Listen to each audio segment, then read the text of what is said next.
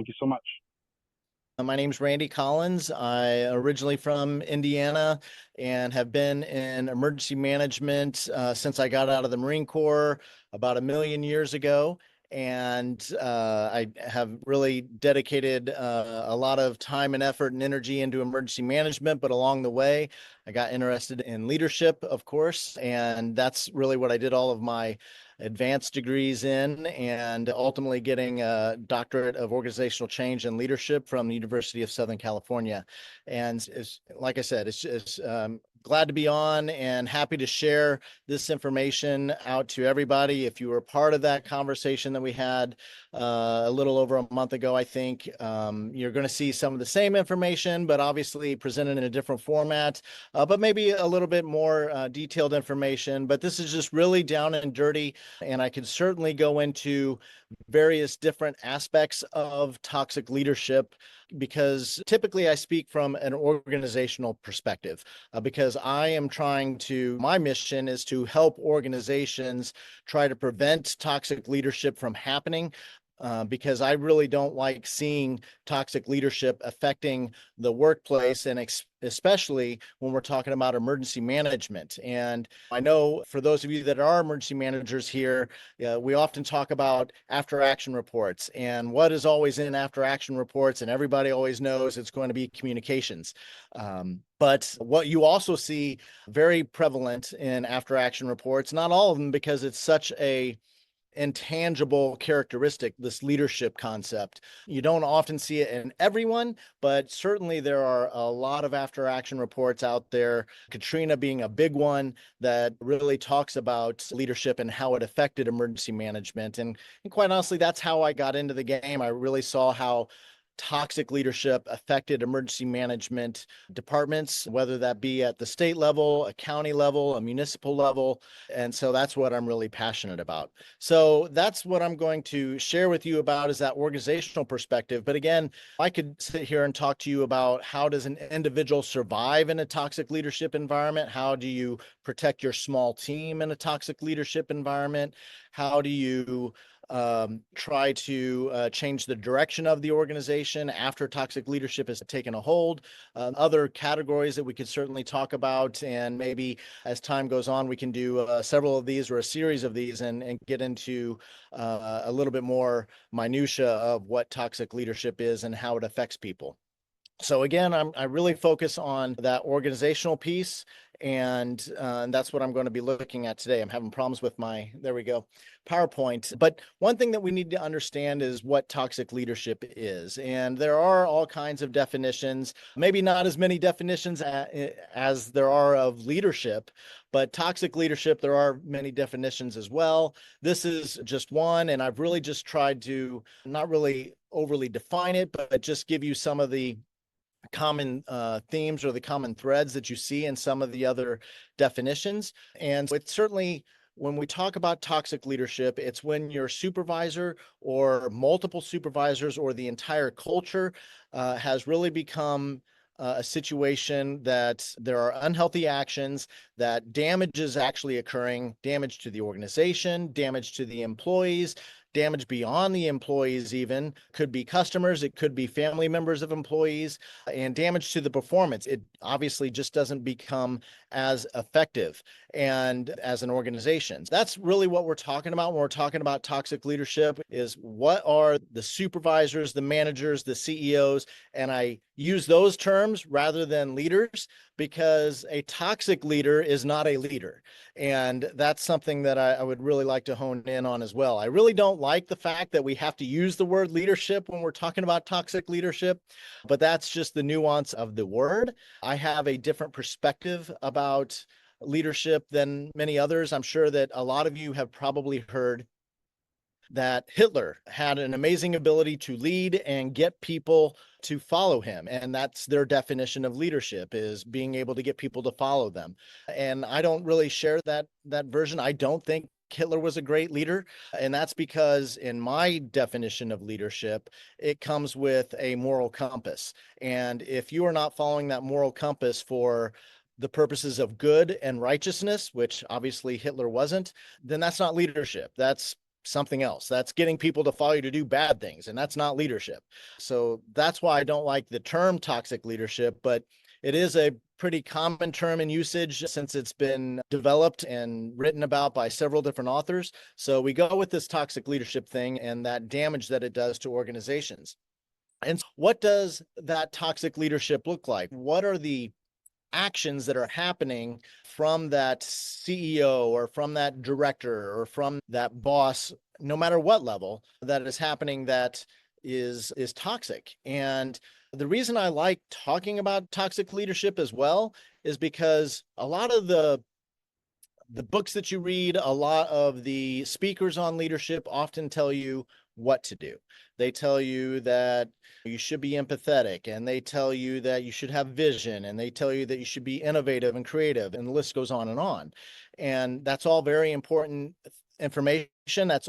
Those are all very good activities, behaviors, tasks to do, obviously, to be a good leader. But what that information doesn't give us is telling us what are we doing that is not good, that is toxic, that I shouldn't be doing, that I should be a little bit more sensitive to and aware of in my own behaviors.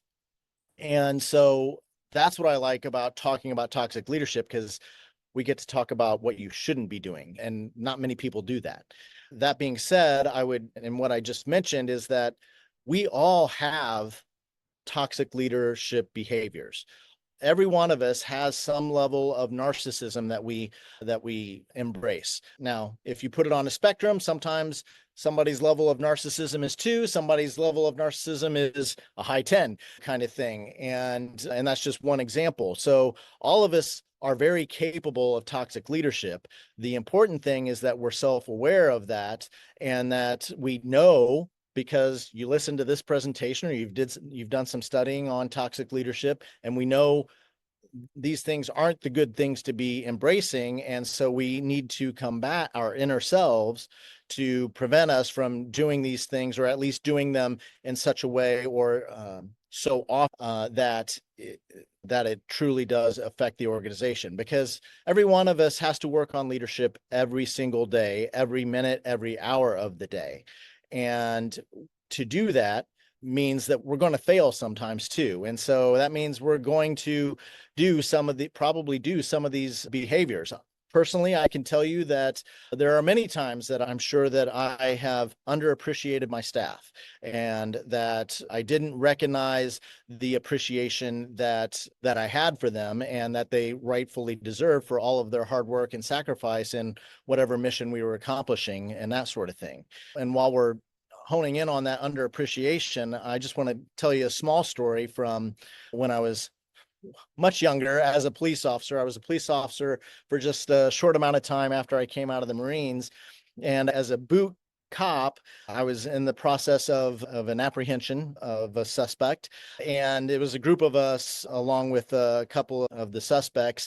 And it was at night, had the flashlights out, and we were asking him to empty his pockets, the suspect, and that sort of thing. And he very, very much tried to, using sleight of hand, try to hide something that he had in his pocket. And I was the only one that had the angle to see that he was hiding something. And I called it out. And then my field training officer that was there grabbed it and saw it. It was drugs. And then we had him on a drug charge. But what the officer, my field training officer, said to me was, "Great job, Randy." And that, I still remember that today. And it just meant so much to me. And that's why you really do need to appreciate your members, because that just lifted me as a boot cop so much and made me want to do more. And that's what good leadership does. It makes you want to do more. It makes you want to honor and respect the desires of your leaders, of that field training officer, of that department. But when you get underappreciated, or when you don't receive that appreciation, it has the absolute reverse effect, and it starts making you a little bit having a little bit of animosity. It starts making you have lack of motivation. You don't want to show up for work. You want to call off sick. You don't get engaged in the work while you're there. So it has all kinds of negative things. And that's where you start seeing this downward spiral when we see these activities at play in your workplace.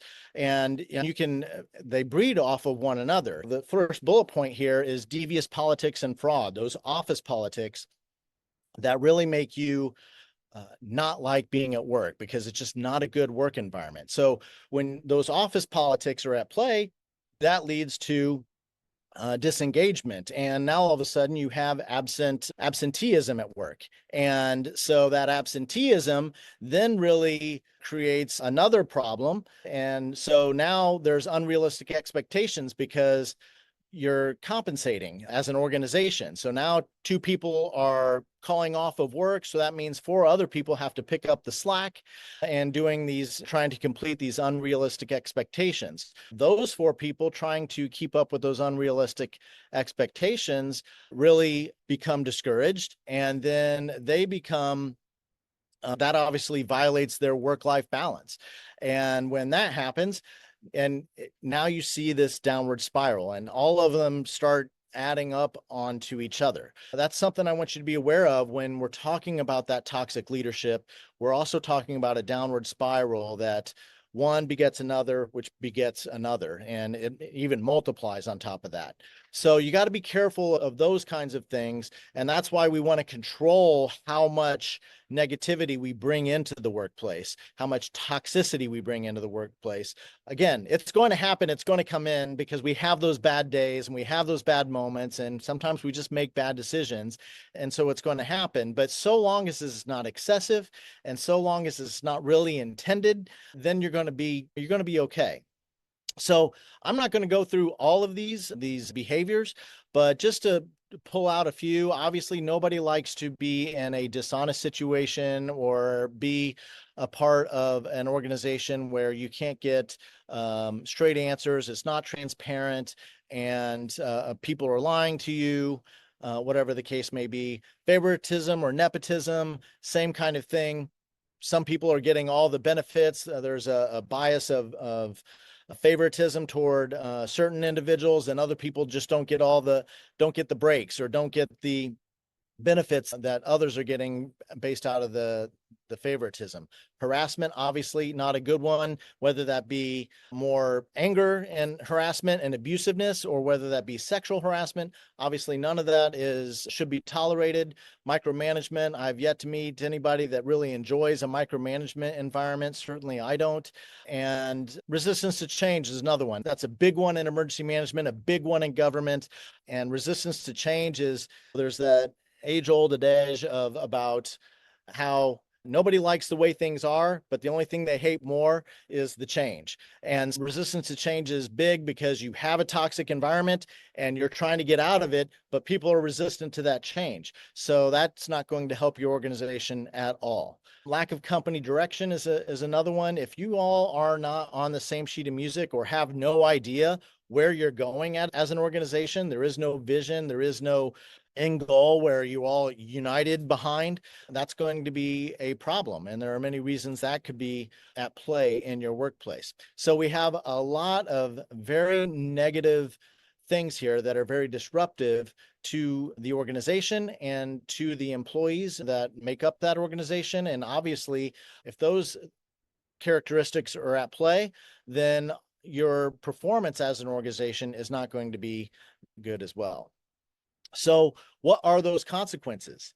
Obviously, you're going to see a poor company reputation, and that could be straight out of the gate. You just think of an organization, you're like, wow, that's just a completely ineffective organization, and people know it by reputation, and that's certainly not a good thing that you want for your organization, especially if we're talking about an emergency management organization that is responsible for saving the lives and the livelihoods and the quality of life of their constituents. And so when you are holding people's lives in your hands, poor company reputation isn't good. And I'm sure many of us have experienced this going out to neighborhoods after a disaster or whatever. And, that emergency management joke of I'm with the government and I'm here to help kind of thing. And if they don't like your organization, that's not going to be a good conversation that you want to have. But the poor company reputation can also really play into recruiting as an example. So a lot of people might go to Glassdoor and see what all the former and even current employees are saying about their own organization and see what kind of reviews they have, or even just on social media, whether it be LinkedIn or X or Facebook or whatever your social media of choice is.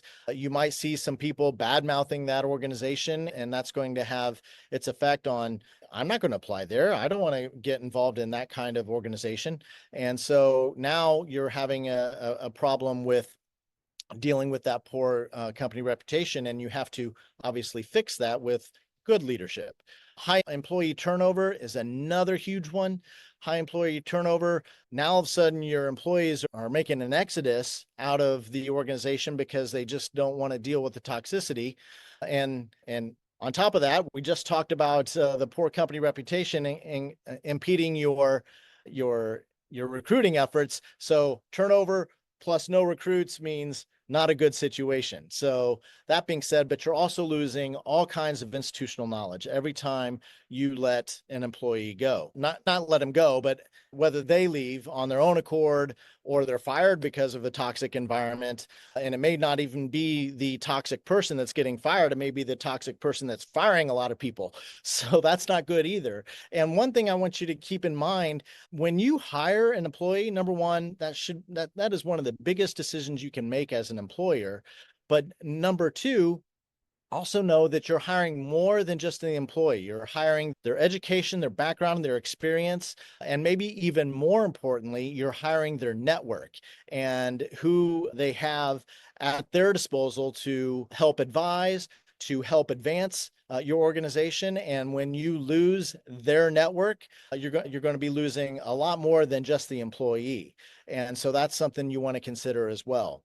There can be personal conflicts that arise due to some of those office politics or just other hurt feelings in a toxic work environment. You'll start seeing some gossip happening in a toxic work environment. And this is another one of those things where gossip pretty much is always going to happen in every environment, but notice I put the excessive word in front of there, and that's where that's a consequence of a toxic work environment. And so you just got to pay attention to that.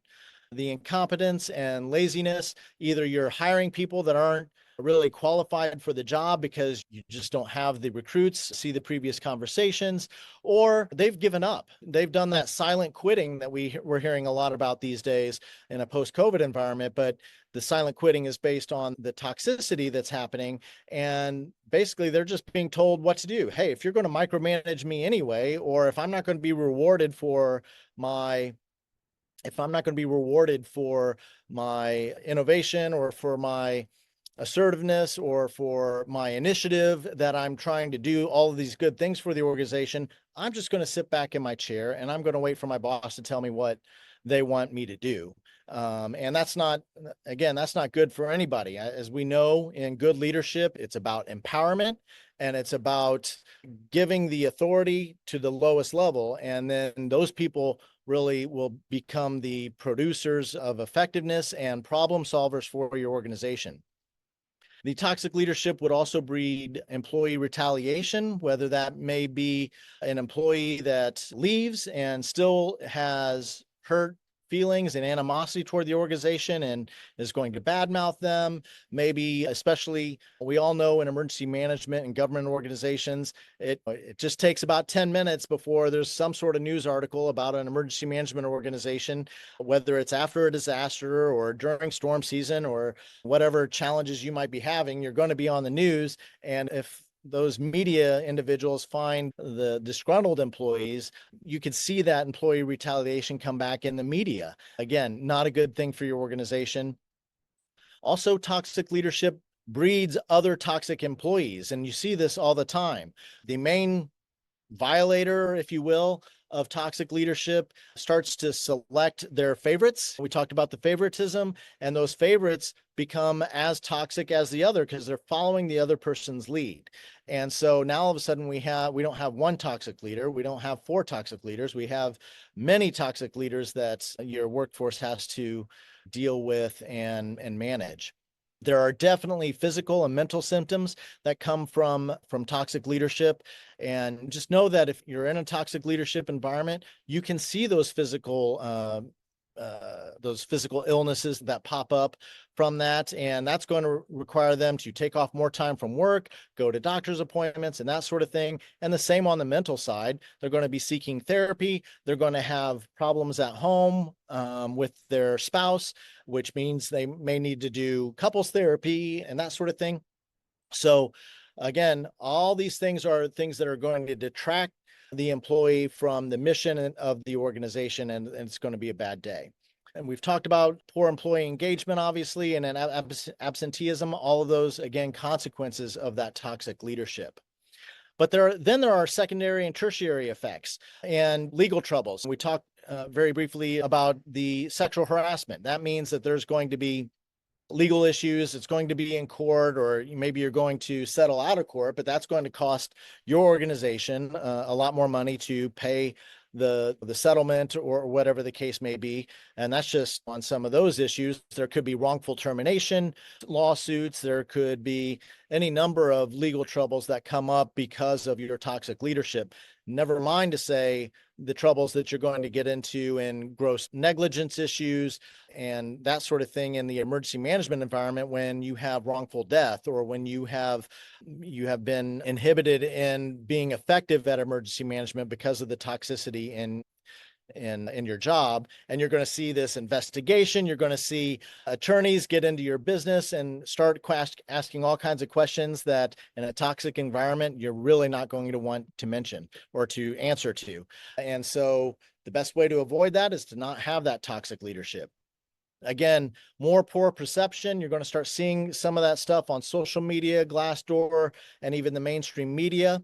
You're going to have those budget impacts, larger budgets for legal, larger budgets for medical, and it could be other things. Simply the mismanagement of projects because your employees aren't engaged. Now you're missing deadlines, and now you're missing payments, and now you're missing all the things that go into effective business and project management.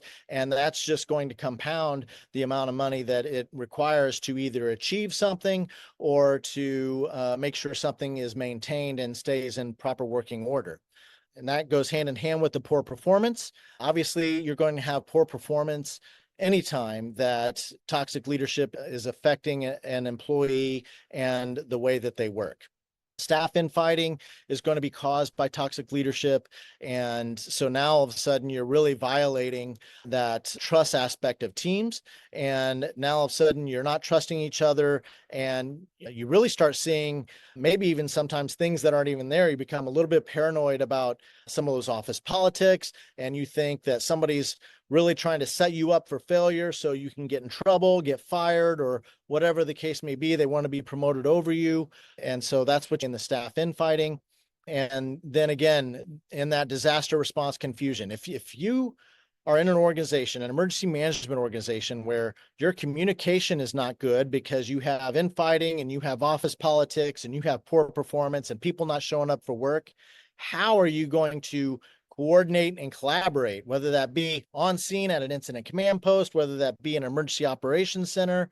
And that's just inside the operations center, let alone reaching out to your disaster response partners, your NGOs, other emergency operations centers that you might be communicating with to support you with mutual aid or whatever, sharing the situational awareness. If you're not communicating effectively, if you are not fully staffed, if you are not operating at peak efficiency, then your disaster response is going to suffer to some degree because of that toxic leadership. And then again, the family and marital concerns just continue to spiral as bad as it gets at work. So it will also affect oftentimes that family or marriage. So those are some secondary and tertiary effects. So I'm sure you're listening to all this and go, I don't want to have to deal with any of that. I want to try not to have a toxic work environment. And so what is that mitigation for toxic work environment?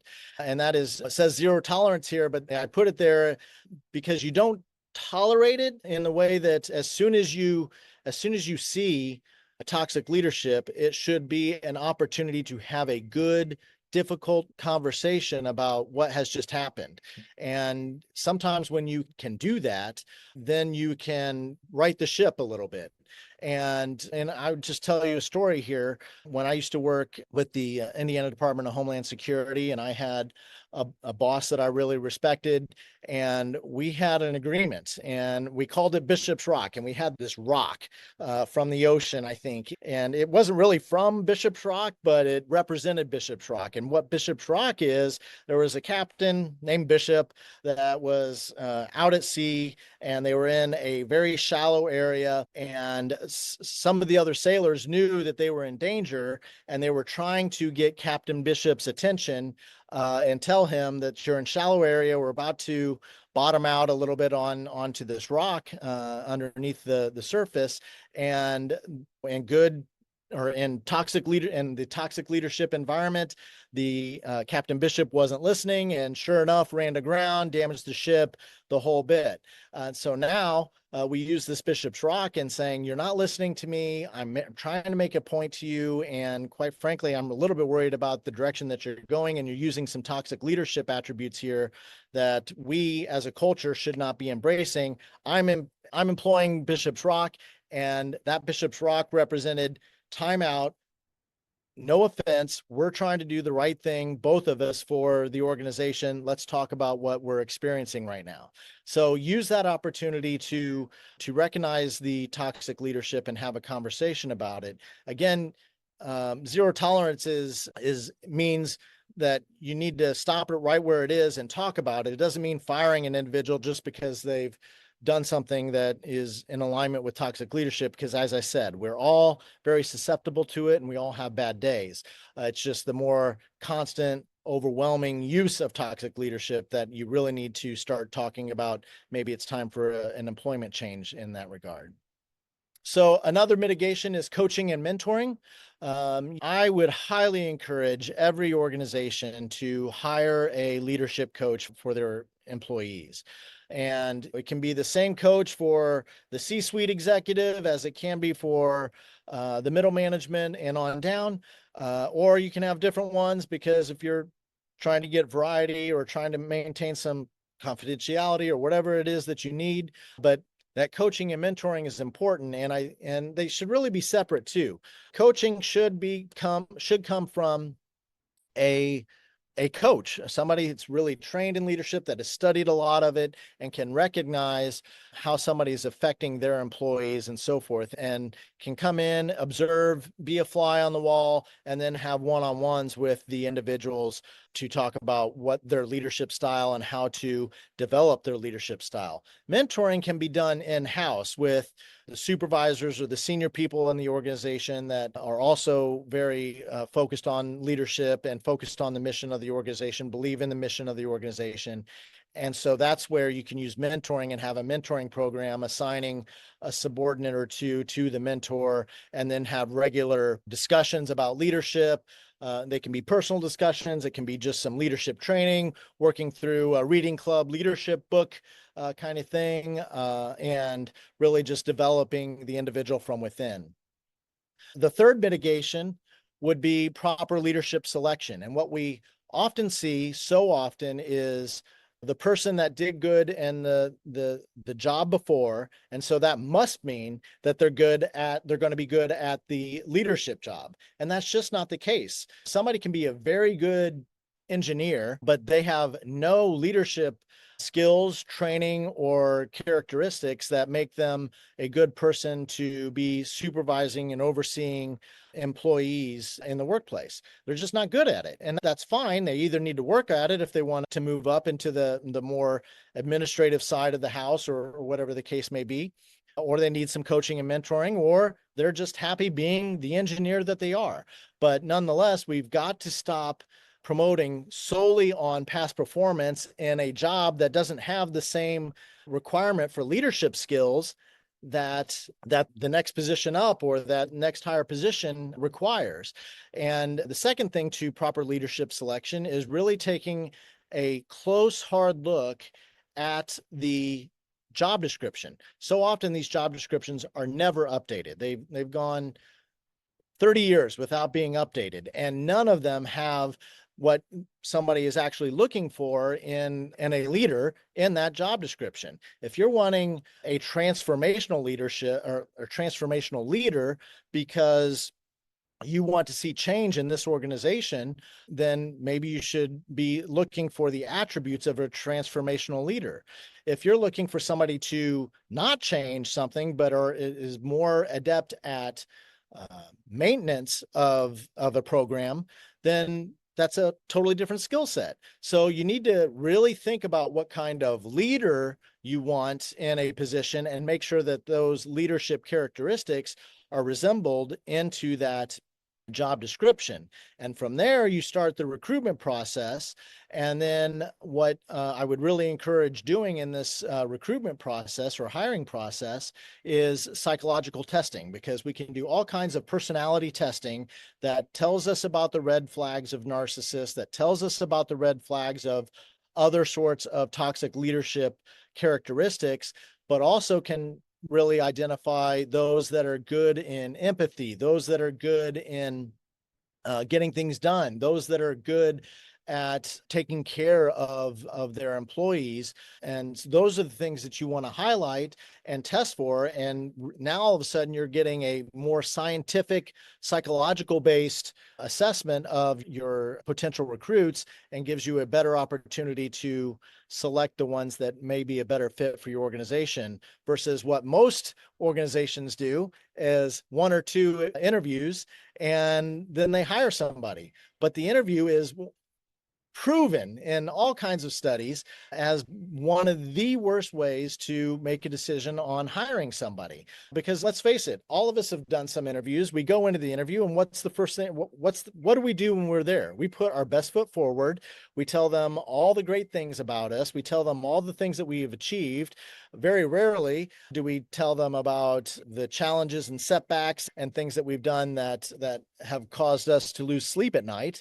Not to say that those things are bad, because we've all learned from those things, but we certainly aren't going in there and telling people about what a narcissist we are, or about how unfeeling we are toward other people's family situations and that sort of thing. So we don't say that in an interview. You never get a sense of that. And then when you hire the person and you find out they are micromanagers and they are leaders that don't have empathy and that sort of thing, and then you have toxic leaders in your organization now. So proper leadership selection is really key in your process. So changing up that process and getting with your HR people to change that process is important. And then lastly, as far as mitigation, we need to consider our employees an investment. All too often we think about the employee coming in to interview, how is this employee going to benefit our organization? And what kind of asset are they going to be to our organization? And that's an important question to understand, but also it works the other way too. And as a leader ourselves, we should be figuring out ways to invest in our employees. We should be figuring out ways to make them better leaders, to make them better emergency managers or whatever job you're in, to make them better people. And so we should be thinking about how the organization can invest in our employees as well. And they're going to respond to that investment, because they're going to know that they're being taken care of, and that we're looking out for best interests in their future. So making employees an investment as well as an asset is something that you want to do in terms of mitigation of toxic leadership. And that's my down and dirty toxic leadership discussion, but I'm happy to sit here and entertain any questions that people might have, and maybe even look at different aspects that I didn't cover. I'm happy to go off script a little bit, but I'd just be encouraged to hear your feedback or any of your personal stories that you have with regards to toxic leadership, and we can discuss those. I'm sure other people would love to hear this, and I'm quite certain that all of you have those stories. Number one, because you're on this presentation and it's probably interesting to you because you might have either in the past or are currently experiencing toxic leadership. And I truly believe that we do have this pandemic of toxic leadership and have had for quite some time, because there's virtually no one that hasn't experienced toxic leadership in the workplace, and it is just rampant out there in our society today. So with that, happy to take any questions from you, Dan, or if there, I don't know if anybody may put anything in the chat or whatever, or take Yes. questions from Terry right off the bat. Awesome. Thank you, Dr. Collins. Yes, we did have a question in chat. It says, other than merely rising above it all, how best might we strive to refrain from toxic leadership traits when our public leaders are some of the most glaring examples of toxic leadership? I want to look at that myself. It came in a little broken and my computer is not working. Read that to me one more time. Okay. Other than merely rising above it all, how Yeah. best might we strive to refrain from toxic leadership traits when our public leaders are some of the most glaring examples of toxic leadership? Yeah, certainly you do need to rise above it. And I understand you said other than, so I'm still going to give you something more. But that being said, it is a hard question simply because I don't know the context in which you're asking it. If you are a member of the public, the elected officials or public officials staff, and you have a closer relationship, or if you're way down the line and you're just the unfortunate benefactor of toxic leadership at the front lines, if you will, from somebody 3, 4, 5 rungs above you. So those would obviously have very different answers. But some things, as an example, that I have personally done is when I see it happening, or when I hear something that is clearly a toxic leadership environment or toxic leadership behavior, if I can call it out, I will. If I feel comfortable enough, either that I'm not going to get fired, or that I can do it in a professional manner, or that I am justified and can be justified by tying it to, say, the organizational values, which typically are going to have some sort of leadership aspects to them. So if I can say, hey, we're supposed to be being transparent, but we're not being transparent, and tying it to that organizational value, HR departments are going to have a very hard time dealing with you on that. And that helps you to try to confront toxic leadership right when it happens. And as an example, the other day, I heard the phrase, I hate this phrase. And so it was already triggering for me. You got to control those emotions. It is what it is. I'm sorry, what? Have we stopped trying to improve our organization? We're just going to resign ourselves to it is what it is and not fix the problem. And I called it out just like that. I pretty much said those same words to my boss, and basically, and you know what the boss does with it is his or her opinion or responsibility, and maybe they do something with it. Maybe it just festers with them, and then the next time they have an opportunity, they can say something about it. Or maybe they're the ones that are causing that particular issue, and maybe they don't fix it right then, but it starts wearing on their consciousness, and then maybe hopefully over time it has some level of effect. So that's largely what I would say, without knowing a lot more context, is really trying to bring awareness to the toxic leadership behaviors, which are probably not supported by your values, your organizational values, and tying it to them and trying to really force change in that manner. I hope that answers their question. Thank you. Harry, would you like to come off and ask your question, or did you want to put it in the chat? No, I'm fine asking here on the mic. So, Dr. Collins, sorry for showing up late. I probably missed a few slides, which I regret, but I'm glad I got to catch a majority of the training. It was really informative.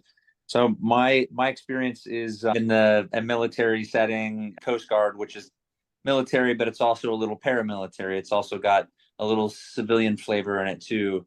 And my experience with toxic leadership is, first of all, there's a fallacy that only senior level members of an organization are expected to act in a leadership role, when in fact every organization has multiple tiers and levels where individuals have the opportunity to lead, and they can lead by example, they can lead by performing roles or functions, or in challenging times leaders emerge. So it's not always just you're a leader and you'll perform a leadership roles. There's also calls to action. And it's my experience that when there is a senior toxic leadership problem at the senior level, that can almost be righted or corrected by by strengths of leadership at junior or mid-range levels. And I think that that's something that should be expected of everyone at every level, to be able to stand up even in the face of toxic leadership and exemplify those traits that the organization expects, not just out of its senior people but also junior. And I also want to mention about the mitigation. We used to always talk about this thing called truth to power. And I think truth to power is what you're talking about with Captain Bishop. Essentially, I'm the captain, I'll make the decisions, but there were experts on the deck that were saying, hey, on the bridge, we're going to run aground, and the captain didn't listen. And that's truth to power. And sometimes it gets blocked out, which is, I think that's an aspect of toxic leadership. But when it's accepted and freely taken, truth to power can be really effective. And I think it can stem toxic leadership if it's accepted in the workplace. Just have those thoughts to share. Over. Yeah, Terry, I absolutely, first of all, number one, thank you for your service. And as a former Marine, veteran Marine, I really do appreciate anybody that's willing to put on the uniform. And quite honestly, I think that the Coast Guard is one of the coolest organizations out there and the biggest kept secrets about how badass you guys are. So I really do appreciate your service, and your comments are absolutely spot on. I totally agree with everything that you said. And I think, to piggyback on what you were talking about, some of those lower level or mid-level leaders that are dealing with a higher rung toxic leader, those are the saviors. Those are the ones where you do see the rank and file go, I want to work for this middle manager. I want to work for this sergeant or this NCO or this whoever they are, whatever rank they are, or whatever, even civilian side or whatever. And there's a lot of respect for those middle managers that create that buffer and that protection from that toxic leadership, because they do provide a blanket of protection and keeps a lot of that toxicity away from them. And I think that the rank and file recognize that out of those types of leaders that are willing to speak truth to power, that are willing to stand up for, or at least absorb that toxicity. And so good on those people. And you're also absolutely right in terms of when we talk about leadership, everybody's a leader. Some are better than others and everything else, but everybody has a responsibility to be a leader and exhibit good leadership qualities. And so whether that's leading up, leading down, leading side to side, and all those things play into that good leadership environment. And a good leader is going to develop other leaders. And so that relationship happens to bring that up. Yes, absolutely. Everybody's leader. Everybody is a leader. Everybody needs somebody that's going to help them develop as a leader. And quite honestly, do we want anything less than leaders working for us? Especially if you're empowering down, you want somebody that's willing to take initiative. You want somebody that's going to be fair and just. You want somebody that's going to be dependable, and the list goes on. And somebody that is a higher rung leader that is developing leaders is only going to get that back in spades in terms of efficiency in their organization, in terms of happiness and quality of life in the organization, and that sort of thing. So I think your comments are all spot on and great observations by you. Thank you. We have just got, sorry. So I was looking at a question and someone else popping up. Okay. So tips for do you have any tips for identifying potential toxic leadership traits during interviews? Yes, and would love to do a kind of a special one on that at a later time, Dan. But to answer the question, there are all kinds of tips there. I'm surely not going to get them all, as I'm sure I didn't get everything on the topics I even did present about. But that being said, a lot of different things to look for is this is a good one for emergency managers too, and that's the violation of the work-life balance. And what you're going to get in an emergency management environment, and I certainly accepted it my whole career and my maturity now. I'm like, why did I ever do that? But it's that expectation of being on call 24/7 kind of thing. And every birthday, Christmas, Thanksgiving, 4th of July, whatever, children's band concerts, all those things that you missed because of the severe thunderstorm, the tornado, the blizzard, the special event, and so on and so forth has gotten in the way. But you'll see that oftentimes in an interview where they talk about, hey, this is emergency management. You're going to be on call. You're going to be expected to be there at odd times and odd hours and everything else. And why is that? In any other public safety environment, they have shifts of people to handle it. But in emergency management, we seem to tolerate being, we tolerate being the few, and there's most smaller emergency management offices are 1 to 3 people, and bigger ones aren't much bigger. There's 7, 8 people, and then you have the ultra big ones like New York or DC or something. Let's keep it to what's more of the average. And instead of having shifts of people or extra people so that we can rotate out during active emergency operations center activations or whatever, it's just always, every incident is always all hands on deck.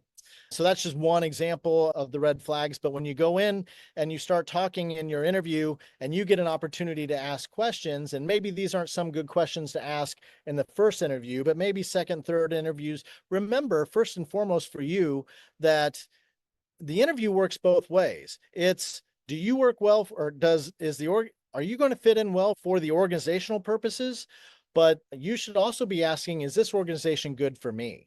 And so it is a 50-50 street. So all too often, I think we feel like we're limited to just answering 1 or 2 questions, and then we have to accept the offer or don't accept the offer or whatever.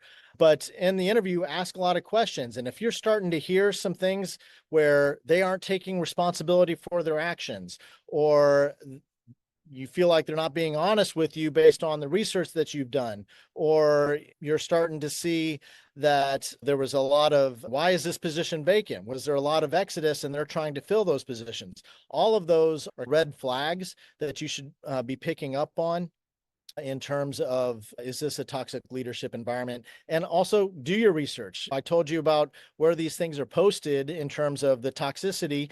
Go look at Glassdoor and see what they're saying. Now, I'm not saying believe everything. There's always oftentimes some disgruntled people who were terminated rightfully, and they're going to have some negative things to say. So buyer beware. But at the same time, do your due diligence and really understand, are they going to make an investment in you? Like I said before, it's an investment in you as much as you're investing in them. So be looking for those red flags where you don't think that they're going to be looking out for you.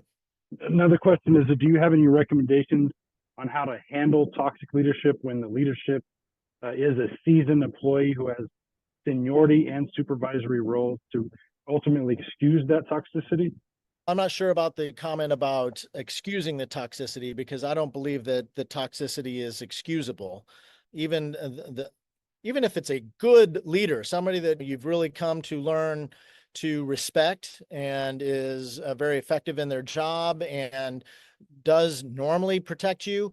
If they, like I said, if they have a bad day or just confused or just lost it in the confusion of the disaster or whatever, I think that there's an opportunity there to have a conversation, a difficult conversation, maybe not in the moment. Let's take a minute and come back and revisit it and have a conversation about it. And that's where we can fix that. But for somebody that is toxic more often and has more of the aggressive, abusive behaviors or the more constant behaviors that people don't like, but yet they still have managed to gain seniority in the organization and probably not going to be leaving anytime soon. My advice number one, I'm not opposed to the leaving. If it's bad for you, bad for your health, bad for your family, it's time to leave. But secondly, if you can't leave because of whatever environmental circumstances that you're dealing with or social circumstances that you're dealing with, I think our role as a leader is to still continue to honor your supervisor and as best you can, gritting your teeth and everything else, but continuing to maintain your demeanor, your composure, your bearing, and not bad mouthing the individual behind their back or to others, and not engaging in the gossip and not playing in the office politics, but doing your job as best as you can and finding a way to tolerate the toxicity until there's a change or until you have an environment that is safe for you to complain or maybe shift departments or sections or whatever the case may be. But as a good leader, our job is to continue to honor the person that has that agency over us or that authority over us. And I think that's important to do, to show other people that that you are a leader and that you can be trusted. And that will, I think, pay off for you in the long run. But it does require a bit of sacrifice and a bit of embrace the suck, if you will, taking a Marine term, during the time that you have to endure that. Thank you, Dr. Collins, very much for the presentation today. We're coming up on our time. As for everybody, I want to say, just to be able to respect everybody's time who came. Thank you for coming. Thank you, Dr. Collins, for taking the time, staying up late and delivering this presentation. You're coming up on your bedtime, so I appreciate you taking the time to actually stay awake and answer questions and give us this presentation. For all those who are on the call, if you have additional questions, please feel free to send those to me. I could see if I can about getting those answered for you. There's going to be more information, as Dr. Collins mentioned, about coming and speaking more specifically on certain topics that relates to this.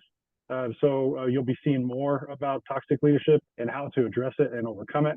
And then there'll be other topics as well throughout this series. So thank you for all who took the time to come and join us. Please feel free to reach out and ask those questions or give comments.